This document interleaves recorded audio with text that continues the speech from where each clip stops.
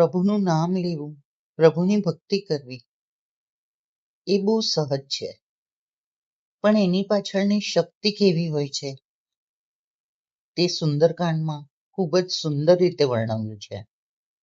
ચાલો આજે આપણે સુંદરકાંડના પહેલા દોહાનું વર્ણન સાંભળીએ અને તેનો અર્થ સમજીએ. બોલો જય શ્રી રામ, જય બજરંગબલી. શ્રી ગણેશાય નમઃ. શ્રી જાનકી વલ્લભો વિજયતે.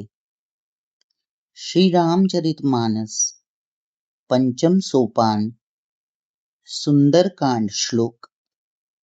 શાંતમ શાશ્વતમ અપ્રમેયમ આનંદમ નિર્વાણ શાંતિપ્રદમ બ્રહ્મા શંભુ ગુણ ઇન્દ્ર સેવ્યમ અનીશમ વેદાંત વૈદ્ય વિભુમ રામાખ્યમ જગદીશ્વરમ સુરગુરુમ માયા મનુષ્યમ હરિમ વંદેહ કરુણાકરમ રઘુવરમ ભૂપાલ ચૂડામણિ. અતુલિત બલધામ હેમ શૈલ્યાભતેહમ તનુજવન કૃશાનુ જ્ઞાની નામ ગ્રગણ્યમ સકલ ગુણ નિધાનમ વાનરા મદિશમ રઘુપતિ પ્રિય ભક્તમ વાત જાતમ નમામી. અર્થાત અતુલ બળના ધામ, સોનાના પર્વત સમાન કાંતિયુક્ત શરીરવાળા દૈત્યરૂપી વનનો ધ્વંસ કરવા ને માટે અગ્નિરૂપ જ્ઞાનીઓમાં અગ્રણ્ય સમસ્ત ગુણોના નિધાન વાનરોના સ્વામી શ્રી રઘુનાથજીના પ્રિય એવા શ્રી ભક્ત પવન પુત્ર શ્રી હનુમાનજીને હું પ્રણામ કરું છું. જામવંત કે બચન સુહાય સુનિ હનુમંત હૃદય અતિ ભાય તબ લગી મોહી પરિખે તુમ ભાઈ સહી દુઃખ કંદ મૂલ ફલ ખાય. અર્થાત જામવંતના સુંદર વચનો સાંભળીને હનુમાનજીના હૃદયને તે ઘણા જ ગમ્યા. તે બોલ્યા, હે ભાઈ, તમે લોકો દુઃખ વેઠીને કંદમૂળ ફળ ખાઈને ત્યાં સુધી મારી વાટ જોજો. જબ લગી આવો સિતહી દેખી ઓહી કાજુ મોઈ હર્ષ વિશેષી યહ કઈ નાઈ સભી કહું માથા ચલેવ હરીશ હિ ધરી રઘુનાથા. જ્યાં સુધી હું સીતાજીને જોઈને પાછો ના આવું એ કાર્ય અવશ્ય થશે, કારણ કે મને ઘણો જ હર્ષ થઈ રહ્યો છે. આમ કહીને અને સર્વેને શીશ નમાવીને તથા હૃદયમાં શ્રી રઘુનાથજીને ધારણ કરીને હનુમાનજી હરખાઈને ચાલ્યા. સિંધુ તીર એક બુધર સુંદર કૌતક કુદી ચડેવતા ઉપર બાર બાર રઘુબીર સંભારી તરકેવું પવન તનય બલ ભારી. સમુદ્ર તટે એક સુંદર પર્વત હતો. હનુમાનજી રમતા જ અનાયસે જ કૂદીને તેની ઉપર જઈ ચડ્યા અને વારંવાર શ્રી રઘુવીરનું સ્મરણ કરીને અત્યંત બળવાન હનુમાનજી તેના પરથી મોટા વેગથી કૂદ્યા. જેહી ગિરી ચરણ દે હનુમંતા ચલેવ સોગા પાતાલ તુરંતા જીમી અમુદ રઘુપીર પતિ કરબાના એહી ભાતી ચલેવ હનુમાના. જે પર્વત પરથી હનુમાનજી પગ મૂકીને ચાલ્યા, જે પરથી તેમને છલાંગ લગાવી, તે તરત જ પાતાળમાં ઘસી પડ્યો.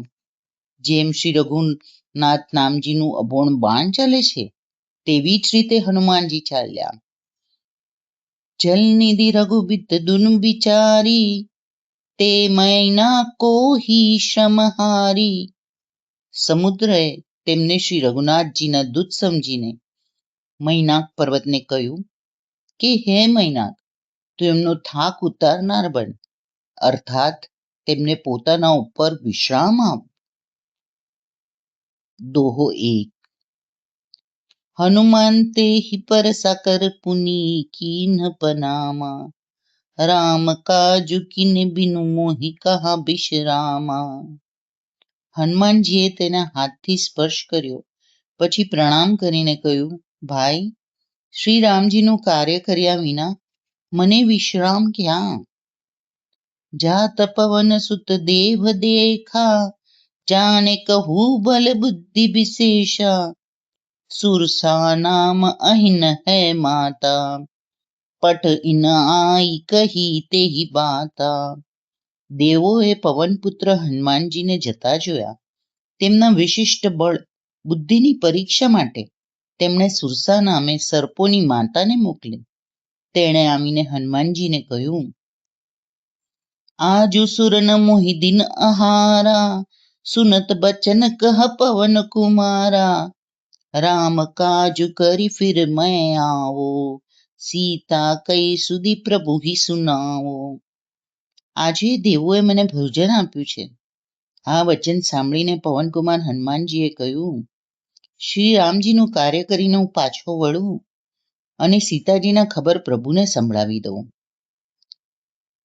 તબ તબ બદન પૈઠી હઉ આઈ, સત્ય કહું મોહી જાન દે માઈ, કવને હું જતન દેઈ નહીં જાના, ગ્રસસી ન મોહી કહેઉ હનુમાના. પછી હું આવીને તમારા મુખમાં બેસી જઈશ. હે માતા, હું સત્ય કહું છું. અત્યારે મને જવા દો. જ્યારે કોઈ પણ ઉપાયે તેને જવા ન દીધા, ત્યારે હનુમાનજીએ કહ્યું, તો પછી મને ખાઈ લો. જો જન ભરી તે હી બદુન પસારા, કપિતનો કિન દુગન બિસ્તારા, સોર જો જન મુખ તે હી ઠયું, તુરત પવન સુત 32 ભયું. તેણીએ યોજન જેટલું મુખ ફેલાવ્યું ત્યારે હનુમાનજીએ પોતાના શરીરને તેનાથી બમણું વધારી દીધું. તેણીએ 16 યોજનનું મુખ કર્યું. હનુમાનજીએ તરત જ 32 યોજનના થઈ ગયા. જસ જસ સુરસા બદુન બળાવા, તાસુ દૂન કપિ રૂપ દેખાવા, સત જોજન તેહી આનન કિન્હા, અતિ લઘુ રૂપ પવન સુત લિન્હા. જેમ જેમ સુરસા મુખનો વિસ્તાર વધારતી હતી, હનુમાનજી તેમનાથી બમણું રૂપ બનાવતા હતા. તેણીએ 100 યોજનનું મુખ કર્યું ત્યારે હનુમાનજીએ ઘણું જ નાનું રૂપ ધારણ કરી લીધું. બદન પૈઠી પુની બહારે આવે, માગા વિધાતા ઈસુર્યું નાવે, મોહી સુરન જેહી લાગી પઠાવા, બુદ્ધિ બલ મર્મુ તોર મેં પાવા. અને તેઓ તેના મુખમાં પેસીને તરત જ પાછા બહાર નીકળી આવ્યા અને તેને શીશ નમાવીને વિદાય માંગવા લાગ્યા.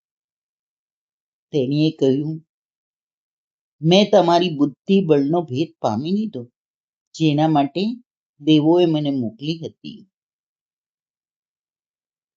કાલે આપણે ફરી પાછા મળીશું અને બીજા દોહાનું વર્ણન સાંભળીશું.